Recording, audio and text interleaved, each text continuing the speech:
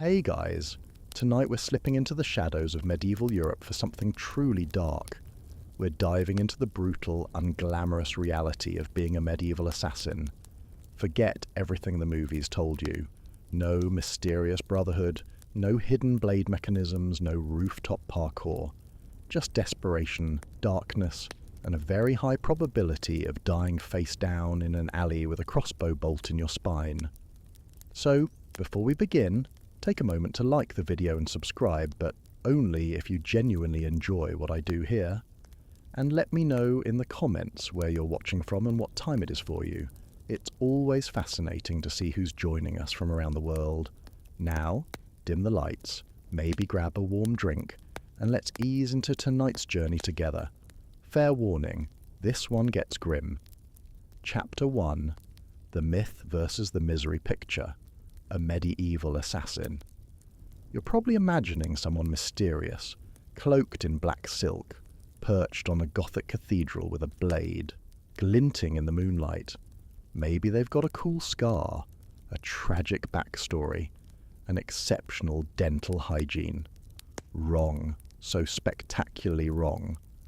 Real medieval assassins weren't romantic anti-heroes. They were desperate, poorly equipped, and usually seconds away from a gruesome execution. Most of them smelled like fear mixed with whatever ditch they'd been hiding in. Their backstories weren't tragic, they were pathetic. And their dental hygiene? Let's just say the only thing scarier than their reputation was their breath. Here's the truth nobody wants to hear. Being a medieval assassin was one of the worst possible career choices in an era already bursting with terrible career choices. You could be a plague doctor, a medieval dentist, or a professional leech collector, and you'd still have better job security than an assassin. Why? Because assassins weren't trained from birth in some mystical order. They weren't recruited by shadowy organizations or mentored by wise, blade-wielding philosophers. Most assassins stumbled into the profession the same way people stumble into alcoholism. One bad decision at a time, fueled by desperation and terrible judgment. The journey to becoming an assassin usually went something like this. You're poor, deeply poor. You owe money to someone scary. Maybe you committed a crime and need to disappear. Or perhaps you're just incredibly bad at every other medieval profession. Farming? Too honest? Blacksmithing? Requires actual skill. Begging? Too proud. Murder for hire? Now we're talking. Someone, usually someone you probably shouldn't trust, mentions they know a guy who needs a guy who can make another guy permanently unavailable. The pay is good. The work is one time. No questions asked. And you, desperate and delusional, think, how hard could it be to stab someone? Congratulations. You're now an assassin. Not because you trained for years. Not because you possess unique talents. But because you were broke, morally flexible, and dumb enough to say yes. And that brings us to your first day on the job. Except there's no first day training, no orientation, no employee handbook titled Quiet Murder for Dummies. You just get a name, maybe a rough description, and if you're lucky, a vague idea of where your target sleeps. Everything else? You figure it out, or you die trying. Usually the latter. The romanticized version of medieval assassination, silent blade work in candle-lit corridors, mysterious hooded figures vanishing into fog. It's all fantasy, a beautiful, compelling lie. The reality was cold, brutal, and significantly more likely to end with you being drawn and quartered in a public square, while someone sells roasted chestnuts to the cheering crowd. So let's pull back the hood on this profession and see what a day in the life of a medieval assassin actually looked like. Spoiler alert, it's significantly less cool than anything you've seen on screen. Chapter 2. Waking up, if you're lucky. Your day as a medieval assassin doesn't begin with a gentle sunrise and a moment of meditation. It begins with you jolting awake in whatever hole you're currently hiding in, immediately checking to make sure nobody slit your throat while you slept. Sleep, when you can get it, happens in the worst places imaginable. abandoned barns filled with rats, beneath bridges where the smell of human waste is so thick you can taste it, in forests where every snapping twig might be a guard patrol. Sometimes you're lucky enough to rent a corner of a stable from someone who doesn't ask questions, and you drift off to the soothing sounds of horses defecating 3 feet from your head. You don't sleep well. Not because of guilt, though that certainly doesn't help, but because you're constantly listening. Every footstep outside could be guards. Every voice could be someone who's recognized you from a previous job. Every creak of wood might be the last sound you hear before a sword punctures your lung. Your bedding, if you can call it that, is whatever you could steal or afford. A moth-eaten blanket that smells like whoever owned it before died in it, probably because they did. Your pillow is a wadded-up cloak, or, if you're particularly innovative, a bag stuffed with straw that's somehow both too hard and too soft. And the cold. God, the cold. Medieval buildings weren't exactly known for their heating systems, unless you're in the middle of summer, which brings its own special misery of heat and insects. You're constantly freezing. You wrap yourself in every layer you own and still wake up shivering, your joints aching from sleeping on stone floors or packed dirt. Speaking of waking up, you don't have an alarm clock. You have paranoia. You sleep in short bursts, always half-conscious, ready to run at the slightest provocation. The church bells that ring out the hours become your clock, but they're less helpful when you need to sleep, and more of a cruel reminder that time is passing, and you still haven't figured out how to kill your target without getting immediately caught. Morning hygiene, forget about it. There's no toothbrush, no sink, no mirror to check if you've got something in your teeth. Not that you'd want to look anyway, because medieval dental care means your mouth is a horror show of rot and decay. You might splash some water on your face if there's a well nearby and you're willing to risk being seen in daylight. Your clothes are the same ones you've been wearing for weeks, stained with dirt, sweat, and hopefully nothing else. They're dark-coloured, not because black is the traditional assassin aesthetic, but because dark fabric shows bloodstains less obviously and helps you blend into shadows. They're also scratchy, uncomfortable, and starting to develop their own ecosystem of lice and fleas. Breakfast is whatever you manage to steal or buy with the last of your rapidly dwindling coins. Stale bread, hard as a rock. Maybe some cheese that's more mould than dairy. If you're having a particularly good morning, perhaps a withered apple you found in someone's orchard while fleeing from their very angry dogs. You eat quickly, always watching the entrance to wherever you're hiding. You can't enjoy food even when you have it because your stomach is in knots. Today is the day. Today you're supposed to kill someone, and you have absolutely no idea how you're going to pull it off without ending up dead yourself. So you choke down your miserable breakfast, pull your hood up, and step out into the medieval morning. The sun is rising, which means you're already at a disadvantage. Assassins work in darkness. Daylight means witnesses, guards, and a much higher chance of someone shouting, "There's the murderer," before you've even done the murdering. Welcome to day one of your terrible decision to become an assassin, and this is the easy part. Chapter 3. The tools of your trade, such as they are. In movies, assassins have gadgets. Hidden. Blades, poison rings, elaborate crossbows that fold into briefcases. Medieval. You've got a knife and prayer. Your primary weapon is whatever blade you could afford, steal, or pry from the cold, dead fingers of the last guy who tried this job and failed. If you're incredibly fortunate, you've got a decent dagger. 6 to 8 inches of sharpened steel with a handle that doesn't immediately fall off when you grip it hard. But decent is doing a lot of heavy lifting in that sentence. Most assassination daggers were crude, poorly balanced, and prone to breaking at exactly the wrong moment. The metal might be low quality, meaning it bends instead of staying rigid. The edge might dull quickly, and the grip, usually leather wrapped around the tang, is often loose, worn, or wrapped by someone who clearly failed medieval knife-making class. You maintain your blade obsessively. It's not a hobby, it's survival. You sharpen it on whatever whetstone you can find, usually borrowed from a blacksmith who thinks you're just a hunter, maintaining your skinning knife. You oil it with animal fat to prevent rust.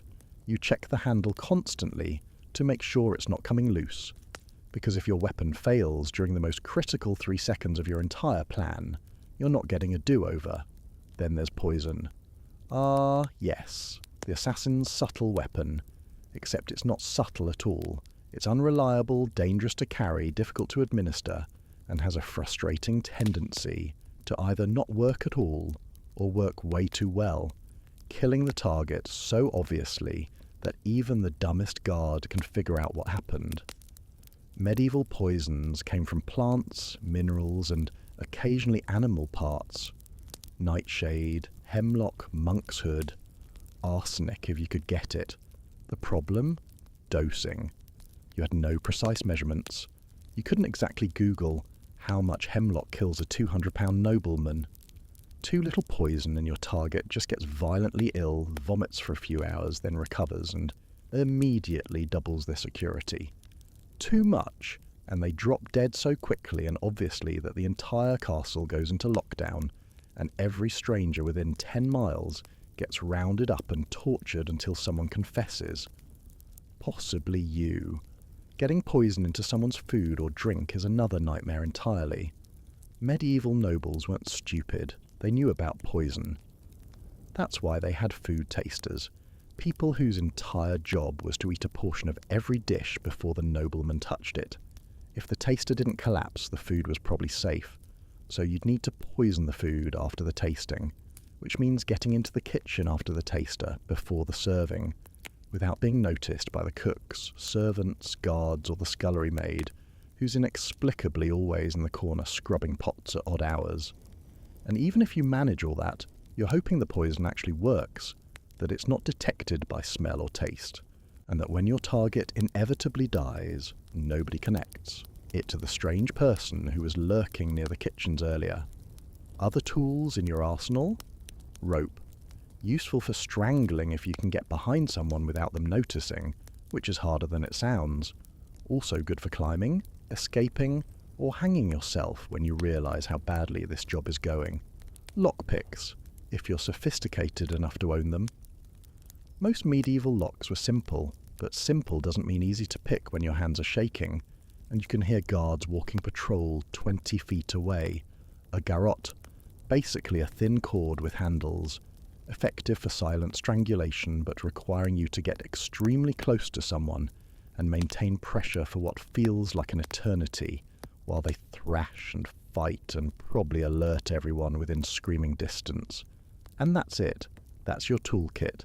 No smoke bombs, no grappling hooks, no secret passages mapped out on ancient parchment.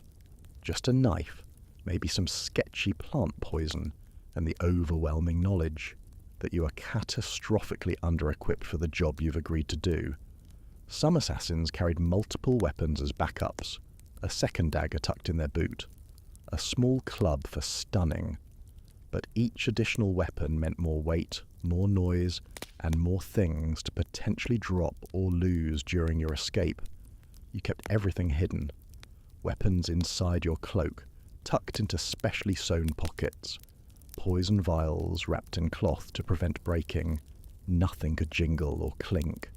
Medieval streets were often quiet, especially at night.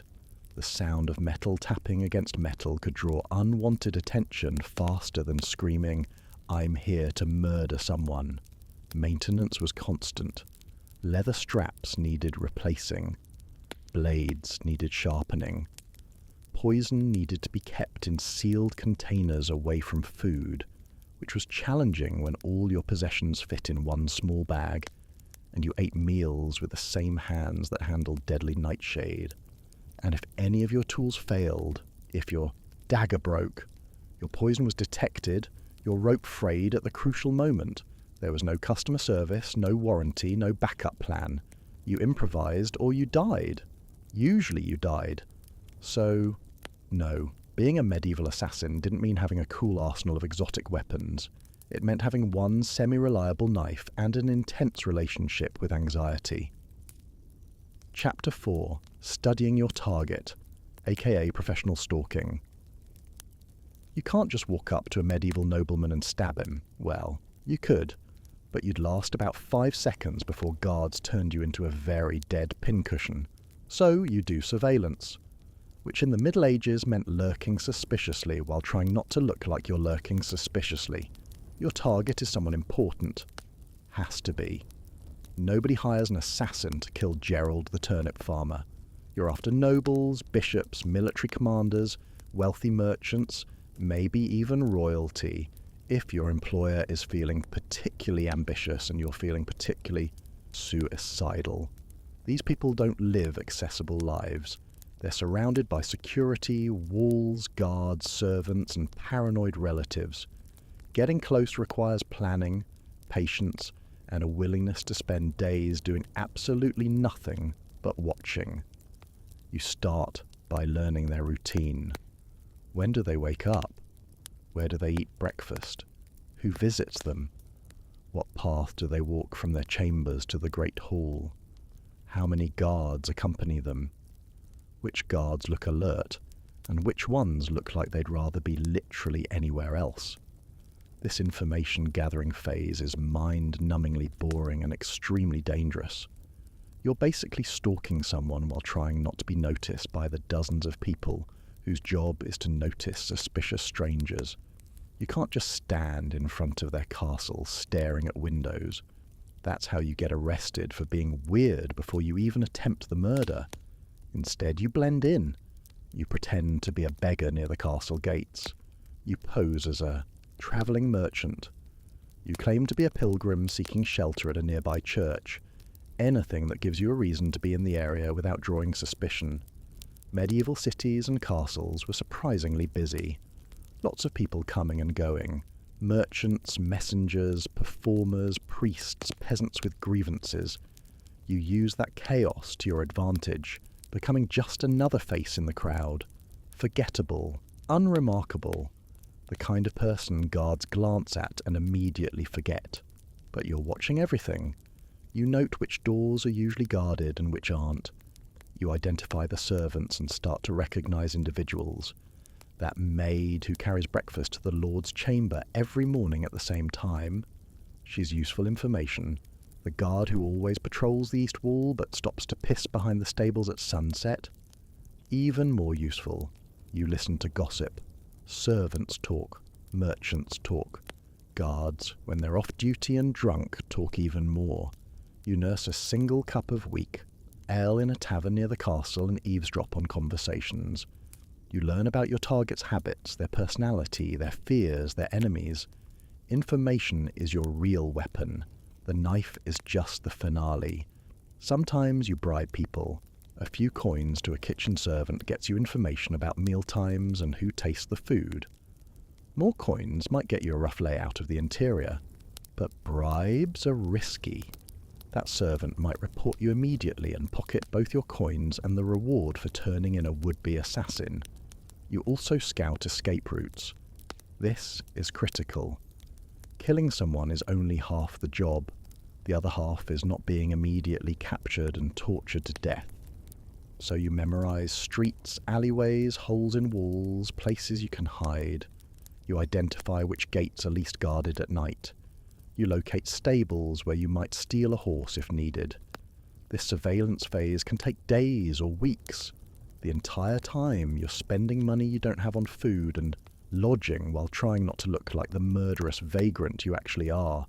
You're also constantly paranoid that someone has noticed you. That guard who made eye contact yesterday, did he recognize you? That servant who saw you 3 times in 2 days, is she getting suspicious? And then there's the moral weight. You're watching a human being, seeing them laugh, talk, interact with family. Maybe your target isn't even that bad of a person.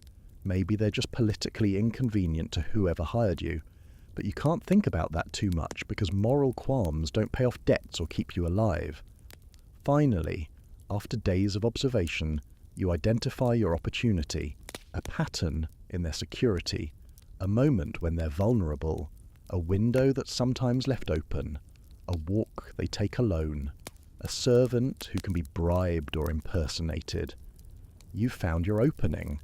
Now, you just have to exploit it without dying. Simple, right? Chapter 5. The impossible task of getting inside. Your target lives behind walls. Thick, tall, well-guarded walls. Getting inside without authorization is like trying to sneak into a modern military base, except everyone is armed with swords and has way fewer ethical concerns about stabbing trespassers. Medieval castles and fortified mansions weren't designed for easy access. They were designed specifically to keep people like you out. Multiple gates, murder holes, arrow slits, guards at every entrance. The architects who built these places spent their entire careers thinking about how to make them impenetrable. And you, with your limited resources and questionable planning skills, are trying to circumvent centuries of defensive architecture. Option 1. The front door. Absolutely not. Unless you have legitimate business or convincing credentials, walking through the main gate is suicide. Guards check everyone. They ask questions, they remember faces, and they're specifically trained to spot people who look nervous or out of place, which you definitely do because you're literally planning murder. Option 2, disguise. This is slightly more viable but still incredibly risky. You could pose as a servant, a merchant making a delivery, a messenger from another noble, but these disguises require props, knowledge, and the ability to lie convincingly under pressure. Servants know each other. They notice new faces. If you show up claiming to be the new kitchen help, someone's going to ask who hired you and when you started. Get that wrong, and you're immediately suspicious. Merchants need goods to deliver and documentation proving they're expected. You can't just show up with a cart full of turnips and expect to be waved through. Guards check delivery schedules. They verify authenticity. Messengers are perhaps your best bet. But you need a convincing story about who sent you and why. Plus, messengers often have to wait in specific areas while their message is delivered, which means lots of time for people to study you and potentially realize you're not who you claim to be. Option 3, climbing.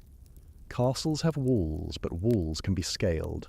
At night, with the right tools and a lot of nerve, you might climb up using rope, your bare hands, or any architectural features you can grip. But this is absurdly dangerous. Medieval walls are designed to prevent climbing. They're smooth stone, often angled outward at the top. There are guards on patrol, specifically watching for people doing exactly what you're attempting. And if you fall, you're not just failing the mission. You're falling 2 or 3 stories onto stone, or into a moat that's less water and more sewage mixed with things that bite. Plus, climbing is loud. Your hands scrape against stone. Your rope might knock against the wall. Your breathing gets heavy. In the quiet of a medieval night, sounds carry. One alert guard could spot you, shout for help, and you'd have arrows fired at you before you made it halfway up. Option 4, bribing a servant or guard. This has potential, but massive risks. You approach someone with access and offer them money to let you in, look the other way, or leave a door unlocked. Sometimes this works. People are corrupt, underpaid, and morally flexible. A guard who makes poverty wages might be convinced to accidentally forget to lock a side entrance. A servant drowning in debt might agree to leave a window unlatched. But you're also taking a huge gamble. That person might immediately report you. They might take your money and then betray you anyway. They might agree but then panic at the last moment and raise the alarm. You're trusting a stranger with your life, based on nothing but the hope that greed overcomes their fear of punishment. And if your bribed accomplice gets caught, they'll give you up in seconds. Under torture, which is standard practice for interrogating suspected conspirators, they'll tell everything, Your name, your plan, your location.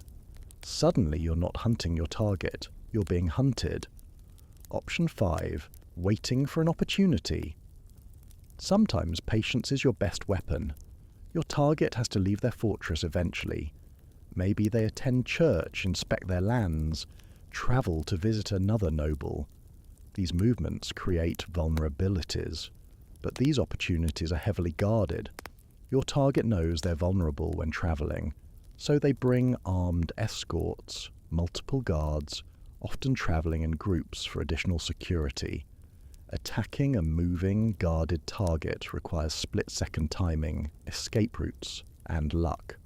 Lots of luck. Let's say you've somehow made it inside.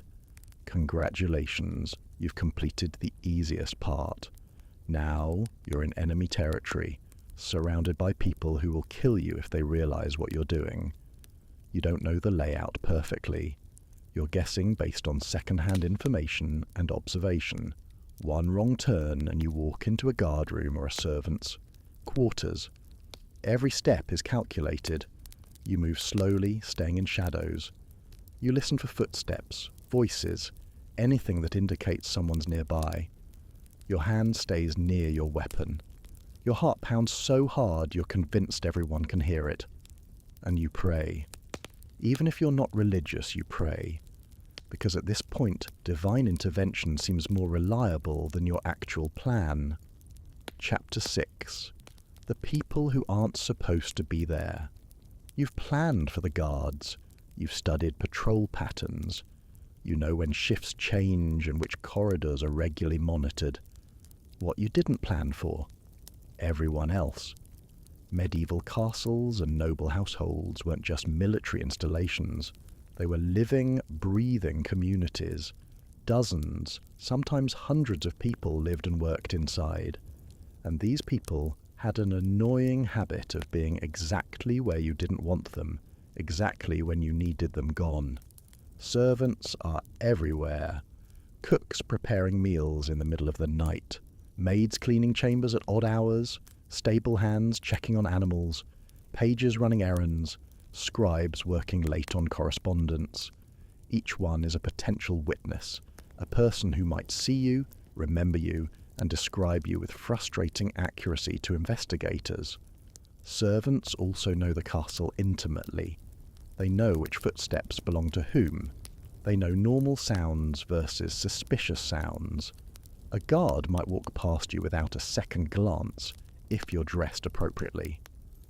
But a servant who's worked there for years, they'll notice you don't belong. They'll see that your clothes are slightly wrong, that you're walking like you don't know where you're going, that you're too nervous. Then there are the other nobles and guests. Medieval politics meant constant visitors. Allied nobles, political allies, potential marriage prospects, travelling bishops, merchants with luxury goods. These people wandered the castle with varying degrees of freedom. They might be awake at strange hours, exploring, drinking, socializing. Run into the wrong noble in the wrong corridor, and you're answering questions. Who are you? What's your business here? Who's your patron? Get any answer wrong and suspicion grows. Seem too nervous, and they might call for guards just to be safe. Children are another variable nobody warns you about. Noble children, pages, servants' kids. They're often unsupervised, playing games in corridors, hiding in odd places. They're curious, loud, and unpredictable. A child spotting you somewhere you shouldn't be might innocently mention it to an adult, or they might scream because you're a scary stranger in the dark. Dogs. Medieval castles had dogs. Hunting dogs, guard dogs, companion dogs, rat-catching dogs, and dogs don't care about your stealthy plans. They bark at strangers. They investigate unfamiliar scents. A single dog catching your scent could alert an entire wing of the castle.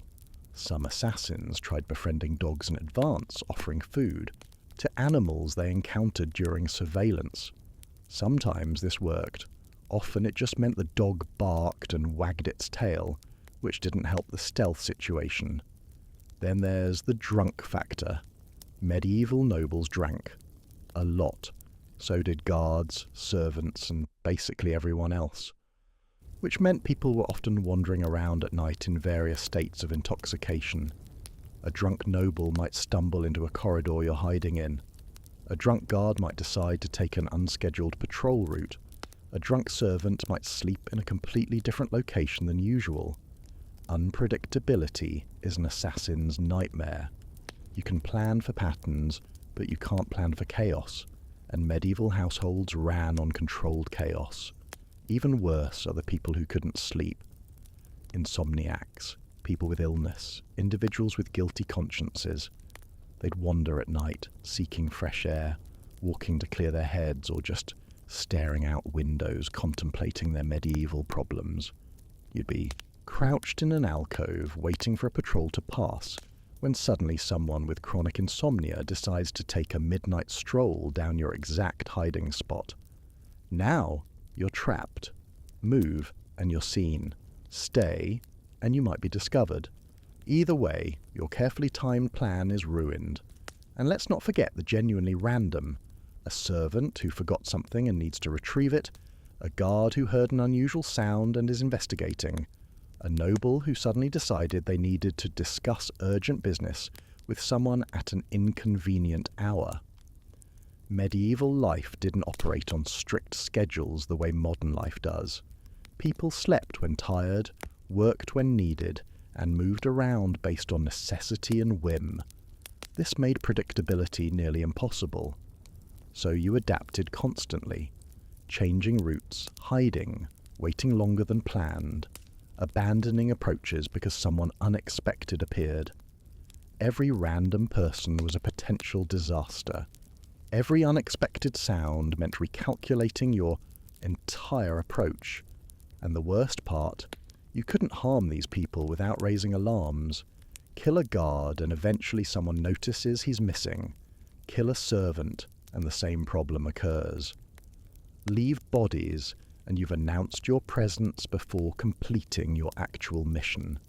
So you avoided, hid and prayed nobody stumbled into you at the wrong moment, which they frequently did, because the universe has a sense of humour and medieval castles were crowded. Chapter 7. The actual murder, assuming you get that far. You've made it. Through walls, guards, servants, random dogs, and your own mounting terror, you're finally in position. Your target is vulnerable. This is the moment. Everything you've planned, everything you've risked, comes down to the next 60 seconds. And you're absolutely terrified. Because killing someone isn't like the movies. There's no slow motion, no dramatic music, no certainty that your blade will strike true. There's just you, your shaking hands, and another human being who very much doesn't want to die. If you're poisoning them, you've already administered the substance, and now you're waiting, watching, praying it works and works quietly. The target might clutch their stomach, they might call for help, they might vomit, collapse, or just feel slightly ill and demand their physician. Poison deaths can take minutes or hours. Some victims linger, suffering visibly, which alerts everyone that something is wrong. Physicians get called. Guards increase security, and you need to be far away before anyone starts asking who had access to the food or drink. If you're using a blade, you need to be close, intimately, horrifyingly close. Close enough to smell them, hear their breathing, see the details of their face. This isn't shooting someone from a distance. This is personal. The blade goes in. That's the theory. In practice, it's harder than you'd think. Human bodies are resilient. Ribs block stabs. Muscle is tougher than expected. If you hit bone, the blade might not penetrate deep enough. If your angle is wrong, you might cause a wound that bleeds but doesn't kill quickly. You aim for vital areas. The neck, where major blood vessels are relatively accessible. The chest, hoping to reach the heart or lungs. The kidneys from behind. But medieval anatomy knowledge wasn't great. You're guessing based on limited understanding and desperate hope, and your target doesn't stay still. The second they feel the blade, they react. They twist, grab at you, scream, fight. Even wounded people can be shockingly strong when fighting for their lives. They'll claw at your face, grab your weapon, shout for guards with their last breath. You need to strike fast and hard. One clean motion, no hesitation, because hesitation means they might escape, might defend themselves, might survive long enough to identify you. Strangulation takes even longer. Minutes of sustained pressure while your target thrashes, kicks, scratches. Their hands claw at the rope or your arms. Their body convulses.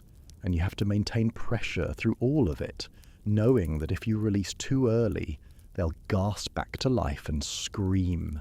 It's exhausting, messy, and loud. Bodies make sounds when dying. Gurgles, gasps, the disturbing wet sounds of blood. Limbs thrash against furniture. Objects get knocked over, unless your target is completely alone in a soundproof room, which they never are. Someone nearby might hear. Then there's the blood. So much more blood than expected. It gets on your hands, your clothes, the floor. It's warm, sticky, and horrifyingly difficult to wash off. If you walk out of that room with visible blood, every guard you pass becomes a threat. And after it's done, after your target is finally dead, you don't get to celebrate or feel relieved. You're standing over a corpse in a hostile castle with no time to process what just happened. The body will be discovered. Soon. Maybe in minutes if they were expecting visitors. Maybe in hours if they were retiring for the night. Your window for escape is already closing. Some assassins tried to make deaths look natural or accidental. Poison was good for this, if it worked properly. A fall from a window could be staged, but most murders were obvious. Stab wounds, strangulation marks, these things didn't happen accidentally. And medieval investigators, while not having modern forensics, weren't stupid. They'd examine the body, question everyone who had access, torture suspected accomplices. They'd work backward, figuring out when the person died, who was seen nearby, who had opportunity. You needed to be gone before that investigation began, which meant you were already running, blood-stained and panicked, trying to retrace your steps through a castle that seemed twice as large and infinitely more dangerous than when you entered. The actual killing, the moment everything was building toward, was over in seconds, but those seconds would haunt you forever, assuming you survived long enough to be haunted. Chapter 8. The Escape, or Trying Not to Die Immediately. You did it. Your target is dead. Now comes the hard part, not joining them. Your escape began the moment your blade struck. Every second counts. The body might be discovered any moment. A servant might walk in. A guard might investigate a noise. The clock is ticking, and it's ticking very, very fast. First, you need to move quickly but not frantically. Running draws attention. Frantic people are suspicious people. So you walk with purpose, like you belong, like you're on legitimate business. Your heart is racing so fast you're convinced everyone can hear it, but outwardly you're calm, or trying to be. The route you planned during surveillance is crucial now. You memorized which corridors were least guarded, which doors were usually unlocked, which windows provided access to roofs or walls. You're retracing that mental map while simultaneously listening for guards, avoiding servants, and trying not to slip on your victims. Blood that's still on your boots. Every person you pass is a potential problem. A guard who might remember seeing you, a servant who notices your nervous demeanour, a noble who asks what you're doing in this wing of the castle. Each encounter requires a quick lie, a plausible explanation delivered with enough confidence to avoid further questions. I'm delivering a message from Lord So-and-so. The steward sent me to check the stores. I got lost looking for the chapel. These lies need to be believable and immediately forgettable. You can't be too interesting or too suspicious. Your wallpaper, a background character, someone who won't be remembered when investigators start questioning people. Getting out of the building is only part of the escape. Medieval cities and castles had gates, and gates had guards. These guards checked people leaving, especially at night. They might ask questions, search bags, remember faces. You can't just sprint through the gate. That's guaranteed to get you stopped. Instead, you time your exit with other people. When merchants are leaving, when servants finish shifts, when there's enough activity that one more person leaving doesn't stand out. If the castle or city goes into lockdown before you escape, you're trapped. Lockdowns happen fast once a murder is discovered. Gates close, guards multiply, searches begin. Every stranger becomes suspect. Every nervous person gets detained and questioned. This is where your earlier surveillance of escape routes becomes critical. You identified alternative exits, a poorly guarded side gate, a section of wall that could be climbed, a drainage tunnel that led outside the walls. These aren't comfortable or safe options, but they're better than being trapped inside a murder scene. Some assassins hid instead of immediately fleeing. They'd find a place to wait out the initial chaos, hoping guards would focus on exits while they remained hidden inside. This was incredibly risky. Hiding places could be searched. Servants might stumble upon you. And sitting in a cramped, dark space for hours while knowing you could be discovered any moment is psychological torture. If you made it outside the immediate building, you're still in danger. The city or surrounding area would be alerted once the murder was confirmed. Mounted guards would patrol roads. Checkpoints would be established. Descriptions would be circulated to nearby towns and villages. You needed to change your appearance quickly. That distinctive cloak, discarded or turned inside out if it was reversible. Your hood, removed. Any identifying features had to be altered or hidden. Some assassins kept multiple changes of clothing, transforming from a suspicious loner into a travelling merchant or pilgrim. You also needed to put distance between yourself and the crime scene. Fast. Walking was too slow. Running was too obvious. A horse would be ideal, but stealing one immediately after a murder meant more crimes to be discovered. More reasons for pursuit. Some assassins had escape plans involving boats. Rivers and coastlines provided routes that couldn't be easily blocked, but this required being near water and having either a boat ready or the ability to hire passage without arousing suspicion. And boat captains weren't stupid. They knew what it meant when someone desperate wanted to leave immediately, no questions asked, and was willing to pay extra for discretion. Your escape route needed to avoid obvious paths. Main roads were monitored. Instead, you travelled through forests, across fields, using smaller paths that were harder to patrol. This was slower and more exhausting, but harder to track, and all of this assumed you weren't wounded. Targets fought back. Guards might have caught a glimpse and swung a sword. You could be bleeding, limping, or worse. Injuries slowed you down, left blood trails, and required medical attention you couldn't seek without raising suspicion. Some assassins didn't make it past the escape phase. They were caught at gates, spotted by guards, identified by witnesses, or simply got lost in the castle and discovered in places they had no business being. Their bodies would join their victims, usually after extensive torture to reveal who hired them. The successful escapes, the ones where you actually made it out and away, were part planning, part luck, and part sheer determination fueled by terror. You didn't stop until you were miles away, in a different city or region entirely, where nobody was looking for you, and nobody cared about a murder that happened elsewhere. And even then, you weren't safe, just less immediately doomed. Chapter 9. collecting payment if you're incredibly lucky. You survived. Against all odds, you escaped the castle, the city, the immediate pursuit. The target is dead, and you're still breathing. Time to collect your payment and retire to a comfortable life, right? Absolutely not.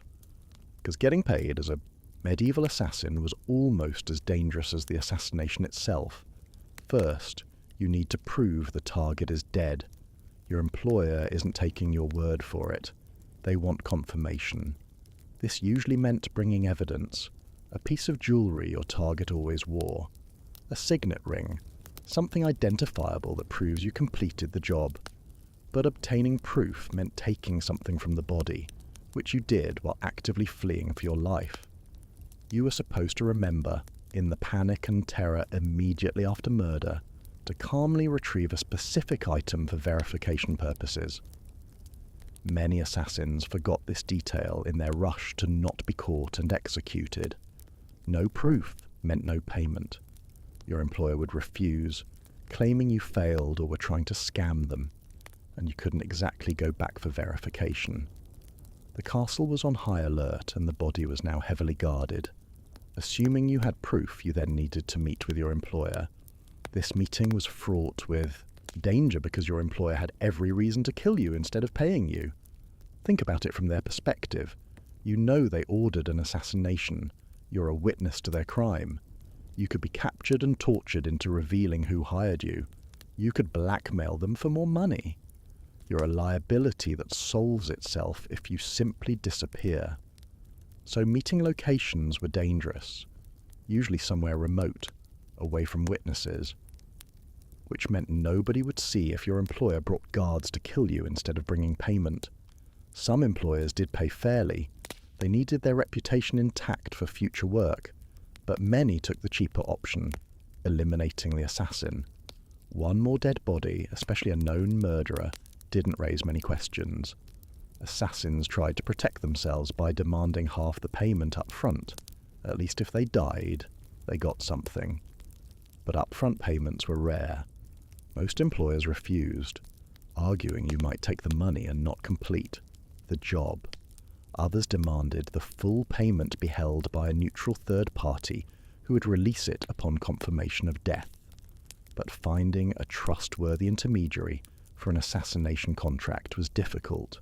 Most people didn't want to be accessories to murder. Even if you successfully collected payment, you now had another problem: the money itself. Medieval currency was trackable to some degree. Certain coins could be traced. Spending large amounts suddenly, especially if you'd previously been poor, raised suspicions. You couldn't just deposit it in a bank and earn interest. Medieval banking was limited, and large transactions were noted. You couldn't buy property without questions about where the money came from. Spending it slowly was safer, but meant living like you were still poor while carrying around wealth you couldn't use. And that payment? It wasn't retirement money. Assassination jobs paid well by peasant standards, but you weren't getting rich, maybe enough to live comfortably for a few months, buy better equipment, pay off debts. But nowhere near enough to stop working, which meant you'd need another job, another target, another employer, another chance to die horribly. The cycle continued. Some assassins tried to save earnings, planning to eventually accumulate enough to retire, but most died long before that happened, either killed on a job, executed after being caught, murdered by an employer, or simply vanishing into the chaos of medieval life. The few who successfully completed multiple contracts and survived became slightly more professional. They developed reputations, networks of contacts, better equipment, but they also accumulated enemies. Every target had family, allies, people who wanted revenge. You might complete a job successfully, escape cleanly, and get paid fairly. Then 6 months later, the victim's brother hires someone to kill you. The cycle of violence continued, expanding outward, creating more contracts, more deaths, more paranoid people looking over their shoulders. Payment, when it came, was bittersweet. You had money, but also confirmation that you were deeper in this life. You'd proven you could kill, which meant more people would approach you with jobs. Refusing work made you seem unreliable, but accepting every contract increased the chances of eventually failing.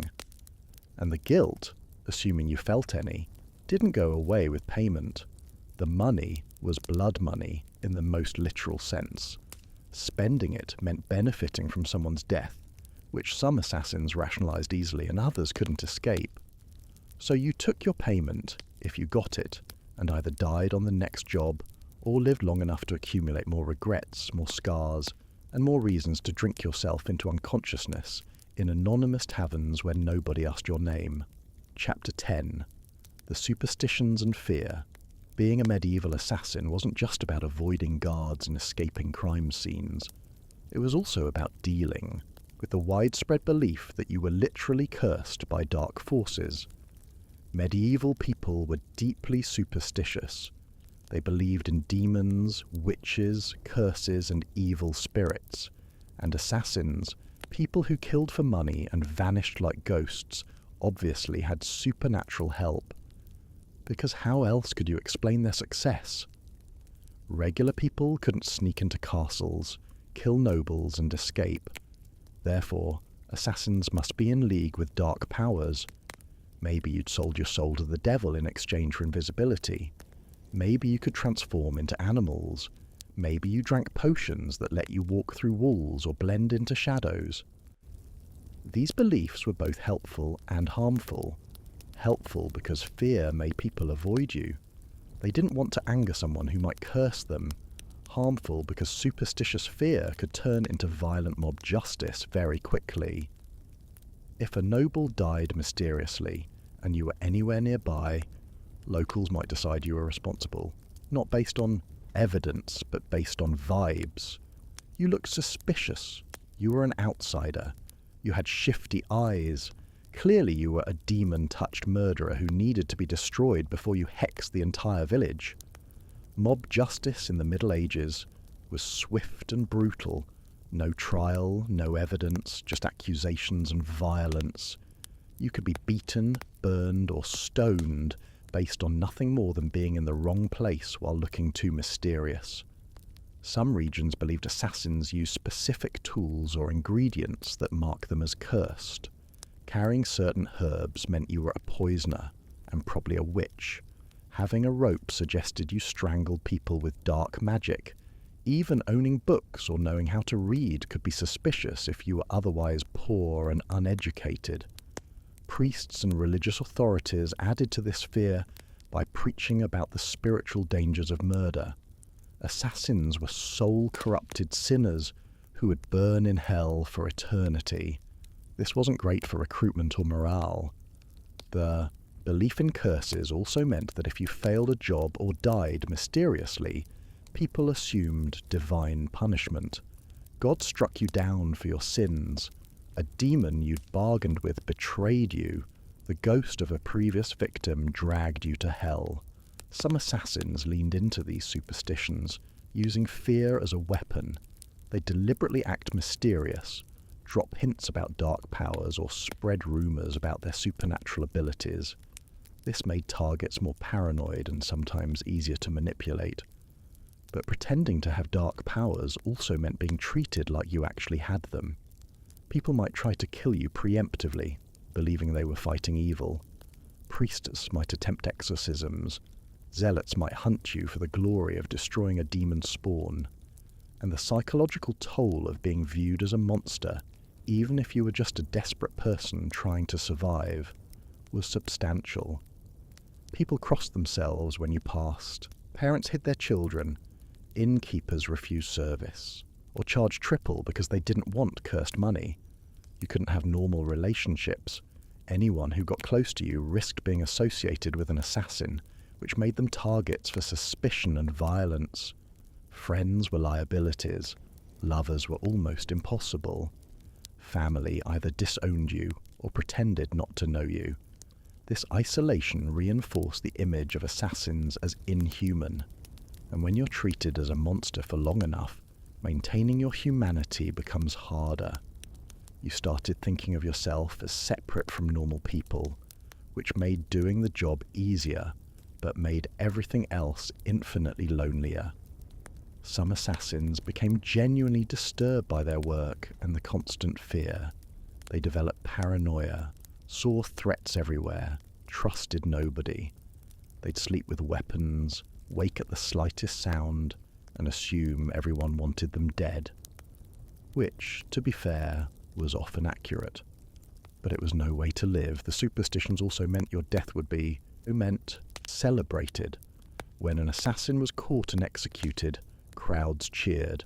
They believed they were witnessing justice against a supernatural evil. Your execution would be public, brutal, and drawn out to maximize both punishment and spectacle.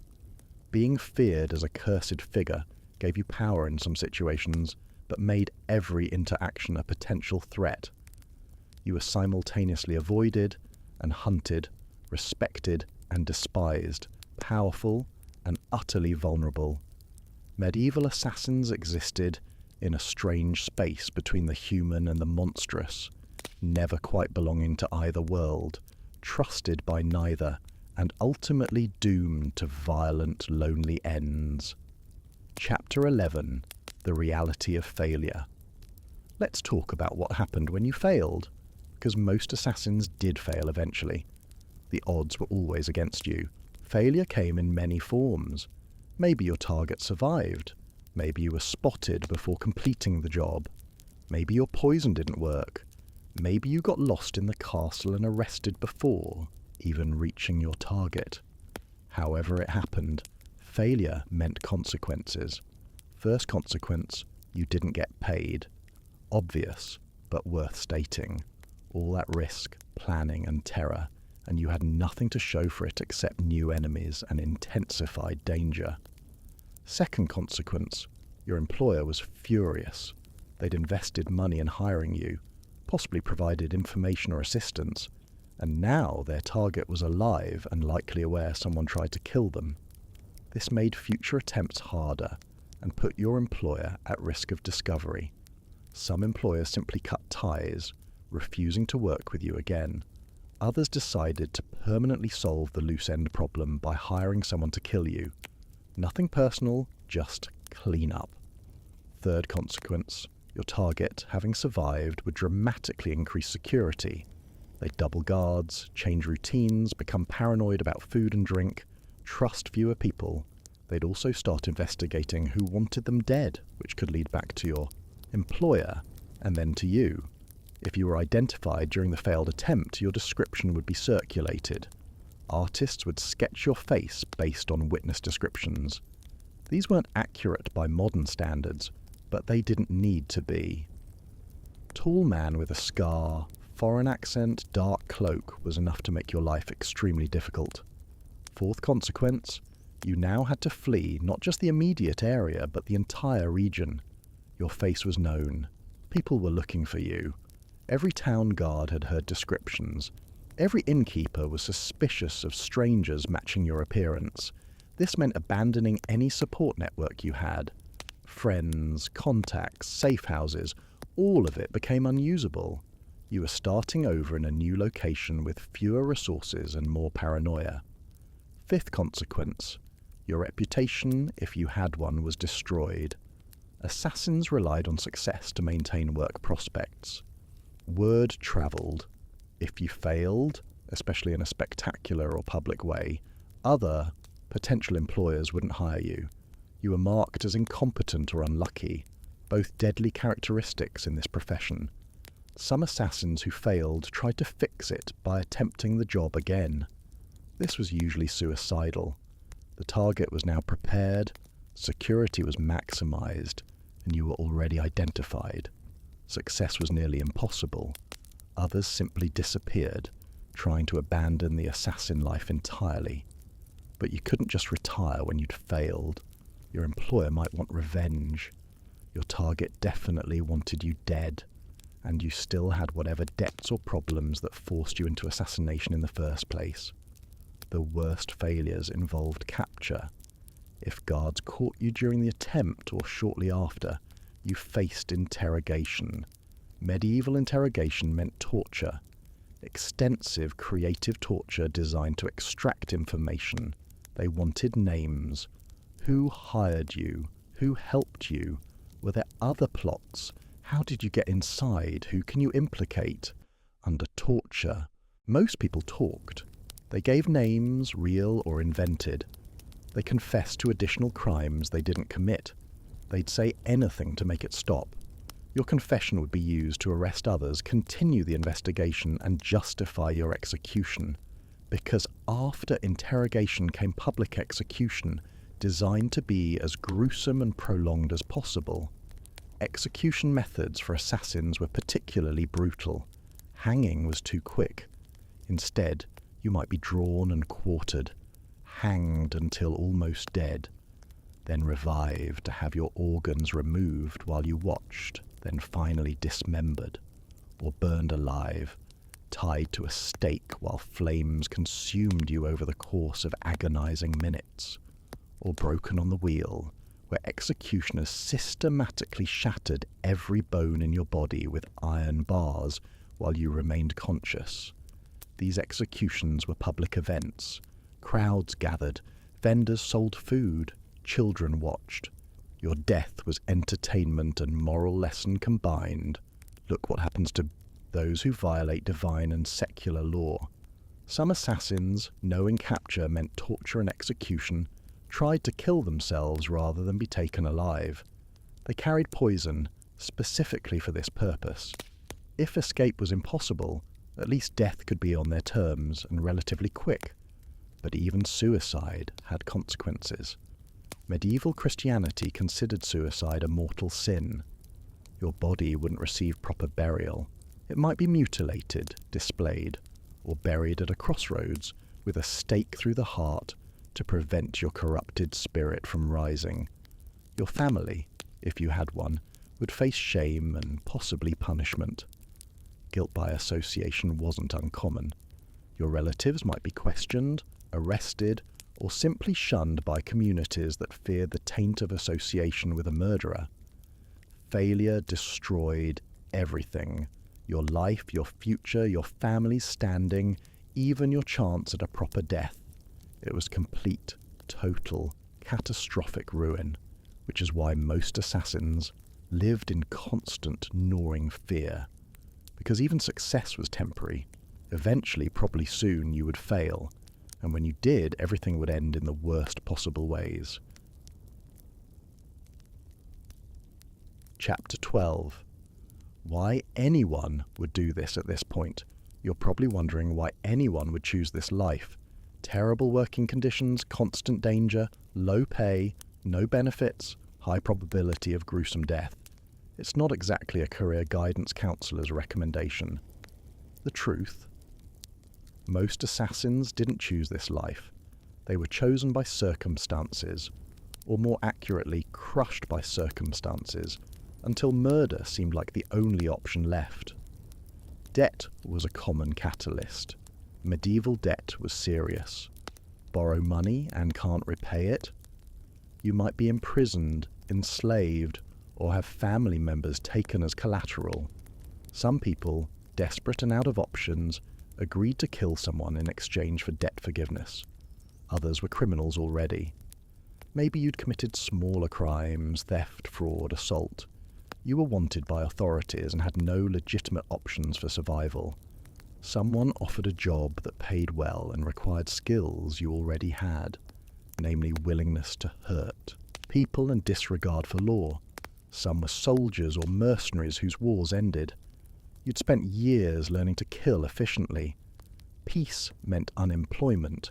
Your skills had no legal market value, but someone always needed someone dead. It was what you knew. Political refugees and exiles sometimes became assassins. You'd fled your homeland due to persecution, war, or political fallout. In a foreign land, with no resources, no connections, and no legal standing, you took whatever work you could find. Even murder. Revenge motivated others. Someone killed your family, destroyed your life, and got away with it because they were powerful or protected. Legal justice was impossible. so you learned to kill and took contracts to fund your eventual revenge. Along the way, you became what you hated. A few were genuinely sociopathic, people who felt no guilt about killing and saw assassination as an efficient way to profit from their lack of conscience. These were rare and terrifyingly effective when they existed.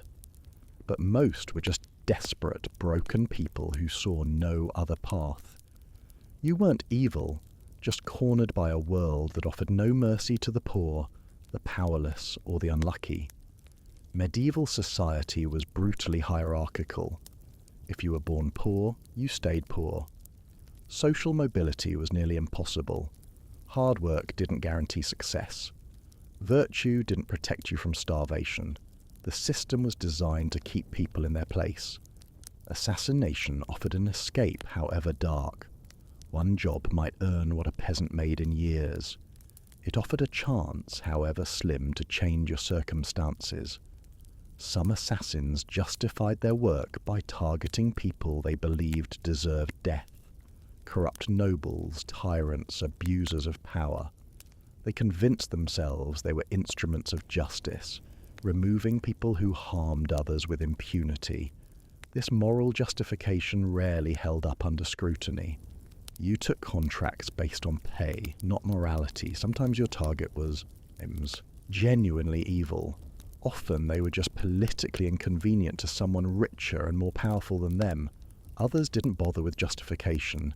They accepted they were doing wrong but needed to survive. Morality was a luxury. They'd deal with spiritual consequences later, if there was a later. And some became numb to it. The first killing was horrifying, traumatic, nightmare-inducing. The second was slightly easier. By the 10th, it was just work. Terrible work, but work. You disconnected emotionally, treating targets as problems to solve rather than people to kill. This emotional numbing was survival mechanism and slow death simultaneously. It let you function but hollowed you out. Assassins who survived long enough often became shells of whoever they'd been before, going through motions without feeling much of anything. The life expectancy was short enough that long-term consequences seemed irrelevant. Why worry about aging when you probably wouldn't make it to 40? Why plan for retirement when tomorrow wasn't guaranteed? You lived moment to moment, job to job, never secure but always moving. It was exhausting and intoxicating simultaneously. The constant danger created a strange addiction. Normal life seemed boring, unbearable after the intensity of assassination work. Some assassins tried to quit, attempted to return to legitimate life. This rarely worked. You had skills nobody wanted legally. You had no references, no clean work history, no explanation for gaps in employment. And you had enemies, people who knew what you'd done, who could expose or blackmail you. Quitting meant looking over your shoulder forever, wondering if today would be the day someone from your past found you. So you continued, taking one more job, then another, each time promising it would be the last, knowing it probably wouldn't be. The life chose you, then trapped you, then killed you, usually in that order. Chapter 13. The ones who actually existed while most medieval assassins were anonymous, desperate criminals. A few became historical footnotes. Their stories give us glimpses into what this life actually looked like. The Hashashin, often called the original assassins, were a secretive Islamic sect during the Crusades. Based in mountain fortresses, they allegedly used hashish, hence the name, and conducted political murders across the Middle East. Their reputation was fearsome. Western crusaders told tales of unstoppable killers who infiltrated courts and struck without warning. The reality was likely less mystical and more strategic. They were disciplined, well-trained operatives, conducting targeted political killings to maintain their sect's power. Their methods included long-term infiltration An assassin might spend years gaining trust, working as a servant or guard, waiting for the perfect opportunity. Patience was their weapon as much as blades. In Europe, political assassinations were common but less organized. Individual killers were hired by nobles, merchants, or church officials to remove inconvenient people.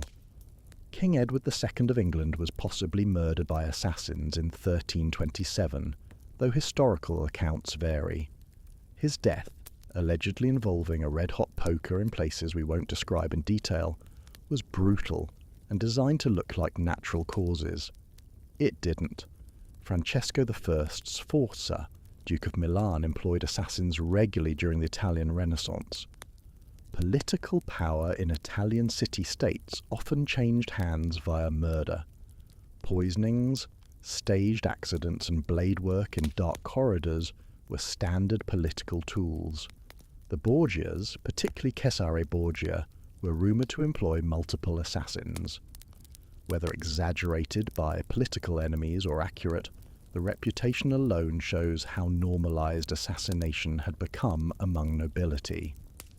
These high-profile cases involved skilled, well-paid professionals. But for every documented assassination, hundreds of unknown attempts occurred. Failed jobs, botched, murders, and forgotten killers who died without making historical record. Parish records occasionally mention executions of assassins. Brief entries like Jean, accused of murder for hire, hanged with no additional context. These were the typical assassins, people who failed, got caught, and vanished into execution statistics. Some regions had higher assassination rates. Italian city-states, with their complex politics and wealthy families, generated steady demand. France during periods of civil war saw political murders increase dramatically. England, with its succession disputes and noble rivalries, had its share. But accurate numbers are impossible to determine. Many assassinations were recorded as natural deaths, accidents or robberies gone wrong. Successful assassins left no trace.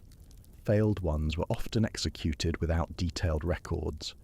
The profession existed in shadows, and that's where most of its practitioners remained.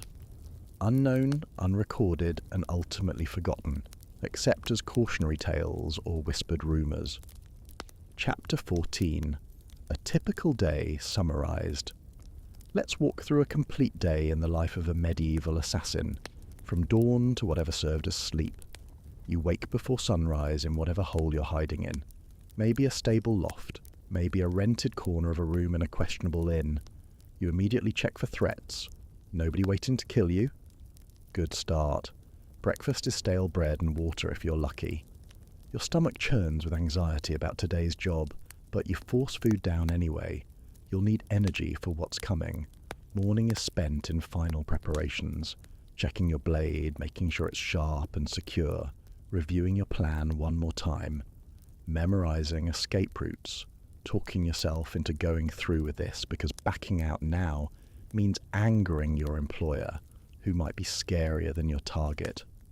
Midday, you conduct final surveillance. You watch your target's location, confirming schedules, guard patterns, vulnerabilities. You look for any last-minute changes that might ruin your plan. You eat a small meal around noon, though appetite is non-existent. Everything tastes like ash because you're terrified. Afternoon is waiting, agonizing, slow waiting. You can't do the job yet. It's too bright, too many people around. So you wait in some corner, trying to look inconspicuous while your mind races through everything that could go wrong. You watch people go about normal lives, merchants selling goods, children playing, couples walking together. You think about how you'll never have that normalcy, that peace. This life has taken those possibilities from you. Evening arrives and you begin moving into position. You navigate through streets, staying to shadows, avoiding eye contact. Every guard you pass might be the one who recognizes something wrong about you. You reach your entry point. Maybe a bribe door left unlocked. Maybe a wall you'll climb. Your hands shake as you begin. This is it. No turning back. You infiltrate the building, moving slowly through corridors that seem endless. Every sound makes you freeze. Every shadow could hide a guard. You reach your target's location. You wait for the moment. It arrives. You act. Blade strikes. Blood flows. Your target falls. The next minutes are pure panic. You're running, hiding, desperately trying to reach an exit before alarms sound. You bump into a servant, stammer an excuse, keep moving. You reach outside. Keep moving.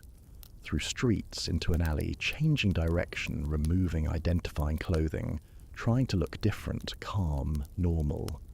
You don't stop until you're miles away, in a completely different part of the city or a neighbouring town. You find somewhere to hide, and finally, hours after the killing, you breathe. Your hands still shake.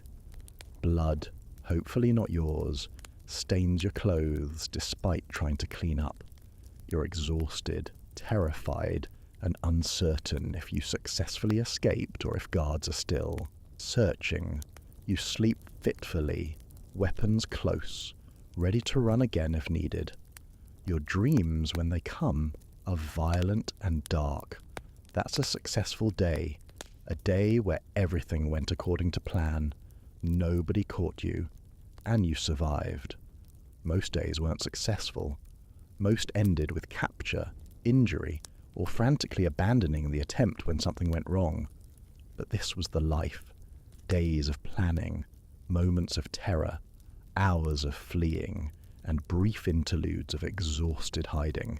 No glory, no honor, just survival and the constant knowledge that eventually, probably soon, your luck would run out. Chapter 15. Why You Wouldn't Last. So after everything we've covered, the question remains, could you survive as a medieval assassin? Let's be honest. No. Absolutely not. You wouldn't make it past the planning phase. Modern people are accustomed to information at our fingertips, GPS navigation, and instant communication. Medieval surveillance meant weeks of dangerous observation with no tools except your eyes and terrible memory. You'd be spotted immediately during reconnaissance. You don't know how to blend into medieval crowds, how to act appropriately for the era, how to speak without using anachronistic language that marks you as wrong. Assuming you somehow made it to the infiltration phase, you'd get lost immediately. Medieval buildings didn't have floor plans or signs. No exit this way markers. You'd wander corridors until guards found you. Then you'd probably try to explain yourself using phrases that wouldn't be invented for 600 years. The actual murder would traumatize you. Modern people, even those who think they could kill, rarely understand the visceral horror of close-range violence. The sounds, the smells, the resistance of flesh, the very real presence of death. You'd hesitate, freeze, or botch it completely. Your escape would fail within minutes. You don't have medieval navigation skills. You'd run in exactly the wrong direction, probably toward more guards rather than exits. And if by some miracle you escaped, you'd have no idea how to survive in a medieval world. Where do you find food without money? How do you navigate without maps? How do you communicate when you don't speak medieval languages properly? You'd also struggle with the moral weight. Modern ethical frameworks make killing much harder for most people. You'd be crushed by guilt in ways medieval assassins, raised in much more brutal cultures, might not have been. The physical challenges alone would destroy you. Medieval life required endurance we don't have. Climbing walls, running for hours, going days without proper food, sleeping in horrible conditions. Your modern body would collapse, and the psychological aspects would break you. The constant paranoia, isolation, fear, no therapy, no support systems, no one to talk to, just you, your guilt, and the certain knowledge that a horrible death was approaching. Medieval assassins were products of their time. Desperate people from a harsh world doing desperate things to survive. They had advantages you don't. Familiarity with violence, comfort with discomfort, skills relevant to their era, and moral frameworks that made killing for pay more psychologically sustainable.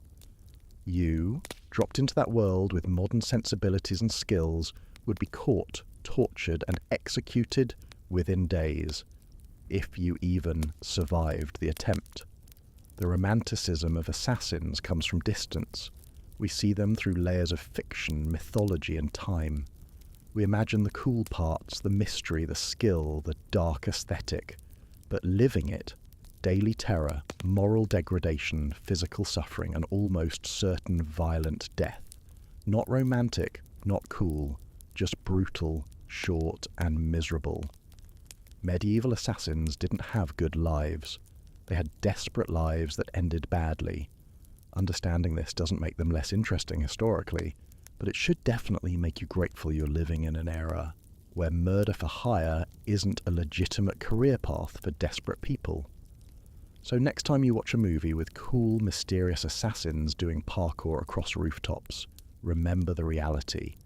Medieval assassins were scared, poorly equipped, usually incompetent criminals who died young and unmourned. You wouldn't last a day, and honestly, that's probably a good thing. Final thoughts.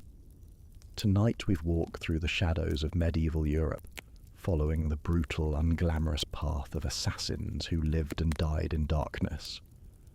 We've seen that the reality was nothing like the myths. No honor, no glory, just desperation and violence.